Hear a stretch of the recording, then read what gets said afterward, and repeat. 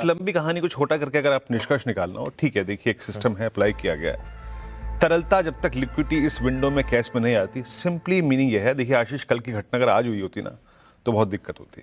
On expiry day please, अगर आप एक ऑप्शन राइटर हैं, अगर आपने एक जोन को प्रेडिक्ट कर लिया कि ठीक है एक्सपायरी, मान लीजिए कल का दिन वो आज होता, आपने प्रेडिक्ट कर लिया कि 24,600 पे एक्सपायरी होगी, अगर आप कॉल पुट बेच के बैठे थे जोड़ा और तभी अगर आप हुआ होता तो क्या होता? तो सिंपली इसका मतलब ये है कि अब आप करिए क्या कि 3 बजे तक और 3-5 तक अपनी ऑप्शंस की दुकान, राइटर्स की दुकान as a retail wind up कर लीजिए, जब तक इस विंडो में लिक्विडिटी और चीज़ें सेटल नहीं हो जाती। सिंपल सी बात यह है आशीष।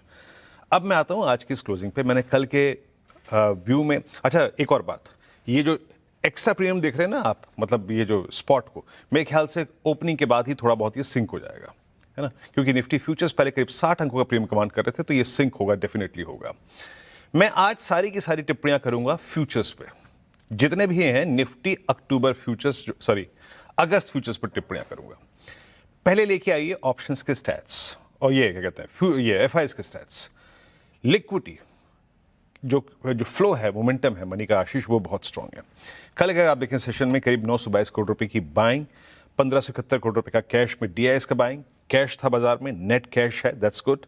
2400-2500 करोड़ रुपए का एफआईएस ने इंडेक्स बाय किया, करीब 3600 करोड़ का।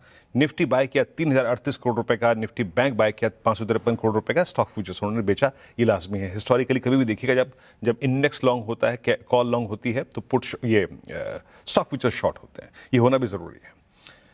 तो प्लेसमेंट अच्छी है। और आशीष, मात्र इन अगर आप देखें अगस्त के कुछ 4-5 सेशंस में अब तक मिलाकर 2,05,000 कॉन्ट्रैक्ट जो शॉर्ट थे, अब वो रिड्यूस होकर 1,50,000 कॉन्ट्रैक्ट, कल करीब 22,000 शॉर्ट कॉन्ट्रैक्ट अगर आप देखें तो उन्होंने कवर किए। अभी कैश की स्टोरी थोड़ा सा बाहर निकाल देते हैं, है ना, जस्ट फोकस ऑन फ्यूचर्स, हमें अपनी ट्रेडिंग पे फोकस करना है। तो हम सारी की सारी टिप्पणियां करेंगे अब फ्यूचर्स को लेकर, क्योंकि अब क्या है ना, ऑप्शन का स्टैट्स भी हिले हुए हैं। कॉल आइटर जाके बैठ गया है 24,800 पे, 25,000 पे, 24,600 पे भी कॉल आइटर्स है। मैं सिंपली ये कह रहा हूं, लेवल्स लेके आइएगा स्क्रीन पे, मैं आज आपको कुछ नहीं दिखाऊंगा, मैं स्पॉट पे टिप्पणियां कर रहा हूं। आज एक्सपायरी डे है। निफ्टी के लिए फ्यूचर्स पे पहला हर्डल जो आएगा वो आएगा करीब रखिएगा स्क्रीन पे प्लेट्स, 24,756 के आसपास, पहला याद रखिएगा, 36 के आसपास। उसके बाद सेकेंड रेजिस्टेंस है 24,778, 809 पे।